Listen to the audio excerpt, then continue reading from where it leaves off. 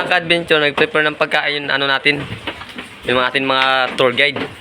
Yung mga kasama natin dito sa bangka. Yan po.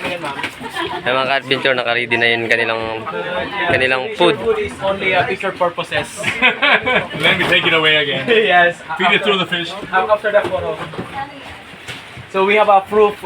You have having a lunch in there. See? Yan. Picture na bago tayo kumain. I-picture na muna bago kumain ng mga turista natin.